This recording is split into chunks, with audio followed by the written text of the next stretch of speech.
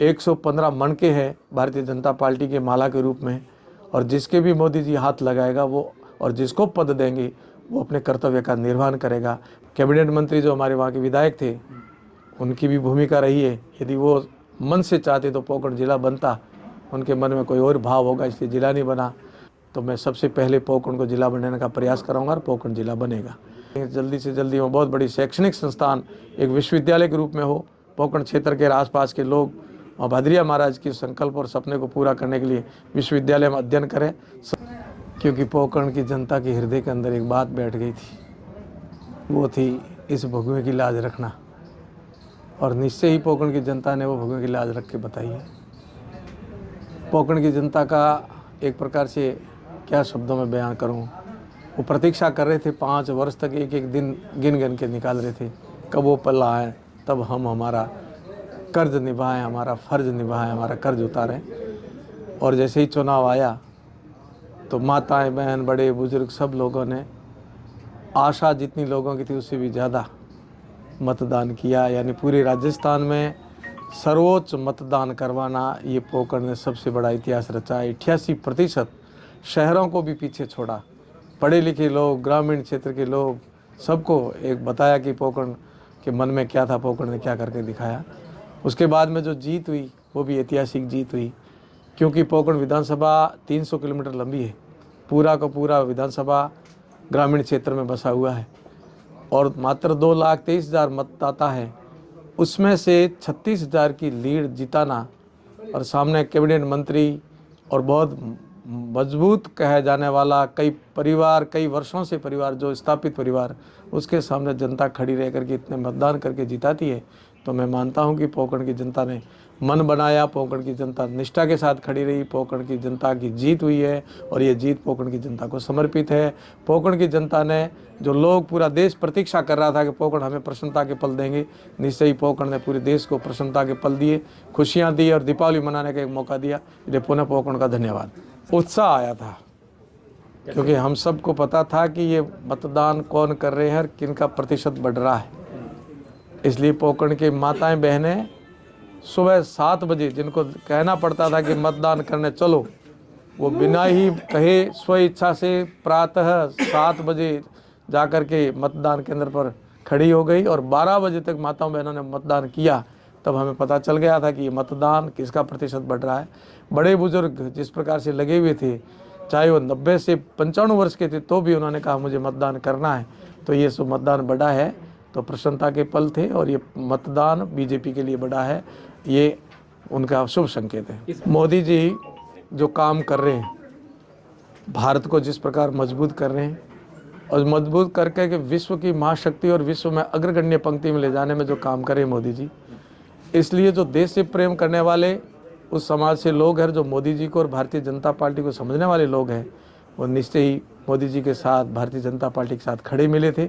वही लोग थे जो भारतीय जनता पार्टी को समझ चुके हैं, मोदी जी को समझ चुके हैं और अपने को मुख्य धारा से जोड़ करके राष्ट्र का विकास सर्वोपरि मान करके चलने वाले लोग थे, जिन्होंने मुझे उस समय साथ दिया था। अभी अशोक जी के कार्यकाल में बहुत अच्छे उन्होंने संख्या बढ़ाई जिलों की, एक साथ पिटारा खोल के दिया, परंतु पोकरण सबसे पहले ज़िला बनाना चाहिए था। बहुत पहले से मांग उठी थी, पर वो पोकरण को उपेक्षा करके ज़िला नहीं बनाया। उसमें उस समय के तत्कालीन कैबिनेट मंत्री जो हमारे वहाँ के विधायक थे, उनकी भी भूमिका रही है। यदि वो मन से चाहते तो पोकरण ज़िला बनता, उनके मन में कोई और भाव होगा इसलिए ज़िला नहीं बना।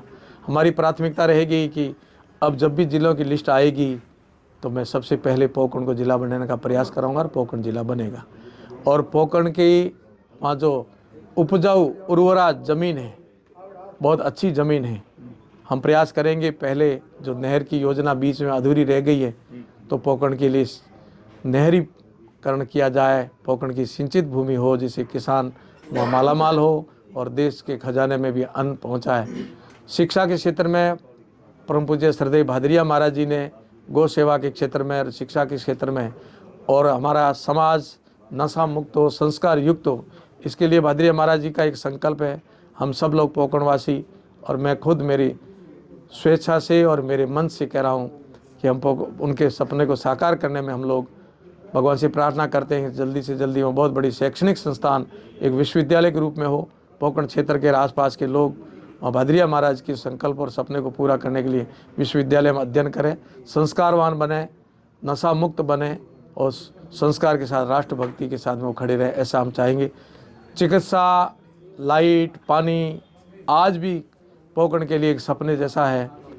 सुदूर भणियाना क्षेत्र हो, नहरी क्षेत्र हो या पोकरण के आसपास का क्षेत्र हो, राजनीति जरूर हुई है पर उसमें अपनों के लिए ज़रूर उन्होंने लाभ पहुंचाया है, पर जिनको लाभ पहुंचाना था उन तक अभी तक ये योजना नहीं गई है। जिनके घर लाइट जानी थी उनके लाइट नहीं गई, जिनके घर पानी जाना था उनके घर पानी की व्यवस्था नहीं हुई है। तो हम लोग इसको प्राथमिकता देंगे कि सुदूर बैठा हुआ वो व्यक्ति जो राजनीतिक पकड़ से दूर है परंतु एक गरीब है जिसकी झोपड़ी में अभी चांदना नहीं हुआ है, प्रकाश नहीं है, उनके हो और पानी भी पहुँचे, शिक्षा भी पहुँचे। इसके लिए हम लोग भरपूर प्रयास करेंगे कि आने वाले 5 साल के अंदर अधिक से अधिक पोकरण को लाभान्वित किया जाए। ऐसा उन्होंने ज़रूर किया है, परंतु भारतीय जनता पार्टी का एक ही सिद्धांत है, मैं भारतीय जनता पार्टी का कार्यकर्ता हूँ। सबका विकास, इसलिए सबका विकास, सबका प्रयास, हम सबका प्रयास, सबका विश्वास, हम सबका विश्वास, इसलिए सबके विकास में सबका विकास होगा, कोई भेदभाव नहीं होगी। हाँ, इतना ज़रूर है कि विकास की जगह है, परंतु सबको मुख्य धारा से जुड़ करके राष्ट्र को मजबूत करना है। विकास होता रहेगा, विकास कभी रुकेगा नहीं, विकास कभी पूरा भी नहीं होगा। चाहे कितनी सरकारें आ जाए, कितने व्यक्ति आ जाए, विकास नित्य चलता रहेगा, प्रगति होती रहेगी, विकास होता रहेगा। हम विकास करते रहेंगे, परंतु आप सब लोग मुख्य धारा से जुड़े रहें, राष्ट्र के साथ जुड़े रहें, मोदी जी के साथ जुड़े रहें। मोदी जी है तो कोई मुमकिन नहीं है, क्योंकि मोदी जी की नज़रें बहुत दूर तक और बहुत बारीकी से जाती है।